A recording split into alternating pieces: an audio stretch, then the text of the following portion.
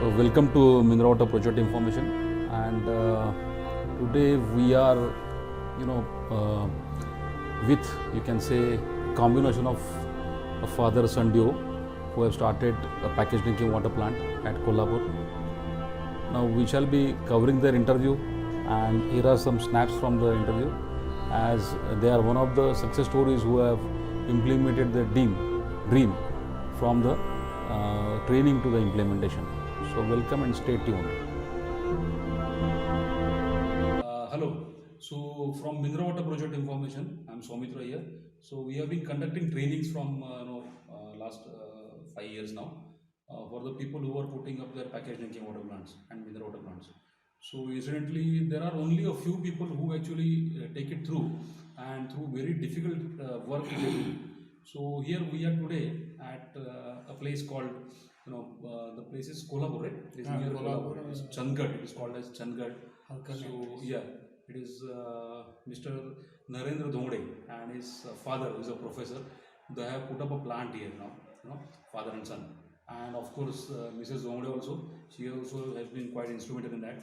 So we just wanted to make a small success story, and we are going to interview them today, how the whole thing went up. मी प्राध्यापक P A घोंगडे. त्या मी इकडं Halkarni MIDC मध्ये जागा घेतली आणि construction चालू केलं. पाणी हे माणसाच्या जीवनाशी निगडीत असल्या कारणाने हे नियम जे तयार केलेले आहेत, हे सगळे नियम लोकांचे आरोग्य चांगलं राहावं आणि पाणी लोकांना चांगलं मिळावं यासाठी केलेले आहे. मग आम्ही दोघांनी मिळून तो अगोदर BISच्या सगळ्या रूल्स अँड रेग्युलेशनचा अभ्यास केला आणि मग त्याप्रमाणे मग त्याच्यासाठी आवश्यक ज्या ज्या गोष्टी इथं त्या फॅक्टरीमध्ये करणं आवश्यक आहे, त्या सर्व गोष्टी करण्याचा कसोशीने आम्ही प्रयत्न केला. झालं इन्स्पेक्शन नंतर पहिल्यांदा आम्ही जारच्या मान्यतेसाठी ॲप्लिकेशन केलं. त्याप्रमाणे मग जारचं संपूर्ण जवळजवळ 13 भरलेले जार, 13 मोकळे जार असं सगळं त्यांच्यासमोर सील केलं.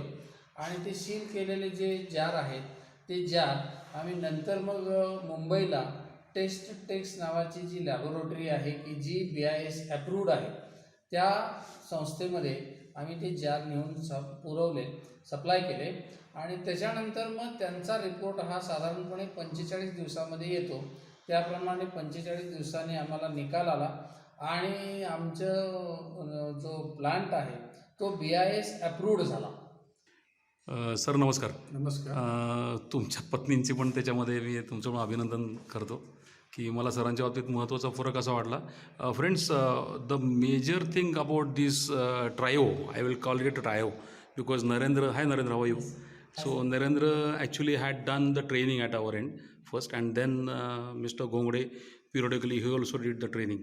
सो सर, पुढचं असं तुम्हाला विचारायचं आहे, तुम्ही किंवा नरेंद्र कोणी उत्तर द्या, की तुम्ही हा जो प्रवास सगळा केलात, म्हणजे सुरुवातीपासून तुम्ही म्हणलात की आधी मशिनरी घेतली हे वगैरे, तर हे तुम्ही नवीन एक माणूस आहे, तुमचा तर मशिनरीच्या मागचा मोठा अनुभव आहे.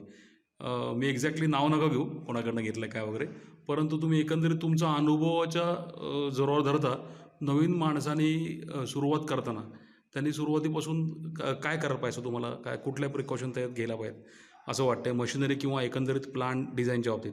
कारण BIS असं कडक आहे ना, तुम्ही म्हणतात तसं. नरेंद्र, मी तुला पहिलं विचारेन, तू ऑक्झिलरीमध्ये काम केलंस काही किती वर्ष, 1 वर्ष काम केलंस का? 1 वर्ष काम केलंस. मग त्याच्यानंतर तू काय सांगशील की कशा माणसाने स्टेप्स घ्यायला पाहिजेत? नमस्कार, माझं नाव नरेंद्र घोंगडे आणि मी BTech केमिकल आहे.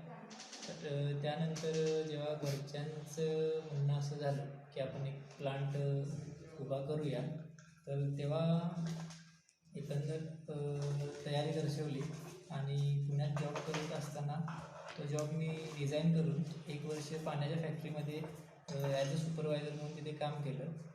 तो त्या कंपनीमध्ये मला काम करताना असा एक्सपिरियन्स आला की सुरुवात ही वाटतं पाण्याची फॅक्टरी सोपी आहे, पण तसं ते मेंटेन करणं खूप तसं टफ आहे. आणि यात मोठी एक गोष्ट सगळ्यांनी पूर्णपणे काळजी घेतली पाहिजे, म्हणजे जे BISचे रूल्सप्रमाणे जे हायजेनिक कंडिशन्स आहे ते हायजेनिक कंडिशन्स तुम्ही टोटली पूर्ण फॉलो केल्या पाहिजे. मग त्यामध्ये तुमची स्वच्छता येऊ शकते. त्यानंतर फिलिंग सेक्शन तुमचे किती स्वच्छ असतात ते महत्त्वाचं आहे. कारण त्याप्रमाणे मायक्रोबायोलॉजिकल ग्रोथ ही आपल्याला दिसून येत नाही, पण ते वाढत जाते आणि त्याचा अंदाज आपल्याला येत नाही. आणि एखाद्या गोष्टीला आपल्याला जर नवीन सुरुवात जर आपल्याला करायची असेल आणि तुम्हाला जर प्लांट जर टाकायची इच्छा असेल, तर तुम्ही मुळात पूर्णपणे माहिती घेतल्याशिवाय जो मशिनरी सप्लायर आहे किंवा जे मशिनरी सप्लायर आहेत त्यांची पूर्ण माहिती तुम्ही घेतल्याशिवाय तुम्ही ऑर्डर देऊ नका. कारण खूप गरजेचं आहे की जो कोण सप्लायर आहे तिथे तुम्ही फिजिकली जाणं, त्या माणसाचं फिजिकली वर्कशॉप चेक करणं किंवा त्यांनी हिस्ट्रीमध्ये कधी काय कोणाला जे प्लांट दिलेले आहेत तर त्यांचा जाऊन फॉलोअप घेणं, त्यांची सर्व्हिस काय पद्धतीची होती आणि त्यांनी दिलेले मशिनरी काय क्वालिटीचे होते किंवा त्यांचं वर्किंग आता कसं चालू आहे हे तुम्ही पहिला एक चेक करणं महत्त्वाचं आहे. आणि त्यासाठी तुम्हाला गुगलवर इंडिया मार्ट ही एक वेबसाईट आहे चांगली चेक करण्यासारखी, किंवा तुम्ही फिजिकली जाऊन ते तुम्ही चेक करणं हे महत्त्वाचं मेन पार्ट आहे यामध्ये. त्यानंतर तुमचं टार्गेट कसं आहे, तुमचं मार्केट तिथं काय आहे ह्याचा पहिला तुम्ही अभ्यास केला पाहिजे प्लांट ऑर्डर देण्याच्या अगोदर. कारण आज काय झालं आहे की मोठे ब्रँड्सही मार्केटमध्ये आहेत, त्याचप्रमाणे लोकल ब्रँड्सही आहेत आणि त्यामध्ये रेटची काटछाट खूप होत असते. सो त्याप्रमाणे तुम्ही पहिलं जरासा मार्केट सर्वे तुमच्या आसपासचा एरिया किंवा तुम्हाला फिजेबल एरिया की तुम्ही तिथे सप्लाय करू शकाल ह्याचा पहिला तुम्ही स्टडी करा आणि त्यानंतर तुम्ही विचार करा की हे आपल्याला जमू शकेल का. आणि इट्स पॉसिबल, तुम्ही एक फुल फ्लेजने जर गेला तर ते शक्य आहे आणि तुम्ही ते ट्राय करायला काही हरकत नाही. ह्यामध्ये आता नरेंद्रने जे सांगितलं त्यामध्ये त्याला जोडूनच एक मुद्दा मला असा मांडायचा आहे की जेव्हा आपण मशिनरी खरेदी करण्यासाठी जातो तेव्हा मार्केटमध्ये अशा अनेक प्रकारच्या कंपन्या आहेत, पण आम्ही इंडिया मार्टवरून गेल्यानंतर जो पत्ता मिळाला त्या पत्त्यावर आम्ही गेलो. आता मी इथं नावाचा उल्लेख करत नाही, पण मला एक गोष्ट इथं सांगावीशी वाटते की मी आणि माझी दोन्ही मुलं जाऊन त्यांच्याशी आम्ही चर्चा केल्यानंतर त्यांच्याशी आम्ही निगोशिएशनमध्ये काही गोष्टी त्यांनी आम्हाला मान्य केल्या, पण नंतर मात्र सर्व्हिसच्या बाबतीत फार मोठी अडचण नंतरच्या कालखंडामध्ये आम्हाला तयार झाली आणि त्यामुळे आम्हाला फार त्रासाला सामोरे जावं लागलं. म्हणून एक गोष्ट मला इथे नमूद करावीशी वाटते की ज्या कुठल्या कंपनीशी आपण करार करणार आहोत पहिल्यांदा ती कंपनी वेल नोन आहे का हे बघितलं पाहिजे आणि त्यांनी अशा किती लोकांना मशीन सप्लाय केलेले आहेत आणि त्यांचा फीडबॅक घेतला पाहिजे. आणि दुसरी महत्त्वाची गोष्ट अशी की त्यांच्याशी अगोदर ॲग्रीमेंट केलं पाहिजे आणि ॲग्रीमेंट करून त्यांच्याबरोबर कोणत्या मशिनरी केव्हा देणार, काय देणार आणि सर्व्हिस कशी देणार ह्या सगळ्या गोष्टी अतिशय म्हणजे अतिशय सूक्ष्म पद्धतीने जाऊन या सगळ्या गोष्टींची आपण त्या ॲग्रीमेंटमध्ये आपण नमूद केल्या पाहिजे.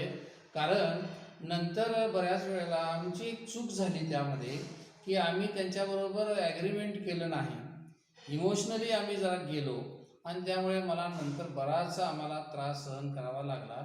तर भविष्यकाळामध्ये ज्यांना कुणाला अशा प्रकारचे प्लॅन्स उभे करायचे असतील त्यांनी ही गोष्ट लक्षात घेतली पाहिजे की ती मशीन सप्लाय काही वेळेला काय होतं की मशीन सप्लाय करणारे हे काही याच्याकडून एक्सकडून हे घ्यायचं, वायकडून ते घ्यायचं, झेडकडून ते घ्यायचं आणि ते सगळं घ्यायचं आणि तुमच्याकडे तिथं आणून बसवायचं असं काम करतात. ॲक्च्युअली ते मॅन्युफॅक्चरर असत नाही. म्हणून मॅन्युफॅक्चरर कोण आहे किंवा त्यांची सर्व्हिस आपल्याला नंतर मिळणार आहे की नाही ह्या सगळ्या गोष्टींच्या शहानिशा करून आणि थोडा ह्यामध्ये वेळ जाईल, वेळ गेला तरी हरकत नाही, पण पैसे वाचणे ही गोष्ट जी आहे यामध्ये फार महत्त्वाची आहे. नाहीतर आपण नको त्या ठिकाणी अनावश्यक पैसा याच्यामध्ये फार खर्च होतो आणि त्यामुळे ते जर टाळायचे असेल तर असे कुठे जर समजा एखाद्या वॉटरशी संबंधित काही ट्रेनिंग्स असतील तर त्या ट्रेनिंग केल्या पाहिजे म्हणजे प्लांट सुरू करण्याच्या अगोदरच. सुदैवाने माझा मुलगा प्लांट सुरू करण्याच्या अगोदर त्यानं ट्रेनिंग केलं आणि मी मात्र प्लांट सुरू झाल्यानंतर मला असं वाटलं की याच्यामध्ये अजूनही शिकण्यासारखं खूप आहे आणि त्यामुळं मी प्लांट सुरू झाल्यानंतर हे ट्रेनिंग केलं. त्या ट्रेनिंगचा मला बराचसा फायदा झाला. नंतरच्या प्लांटमध्ये ज्या समस्या निर्माण झाल्या त्या सोडवण्याच्या दृष्टिकोनातून.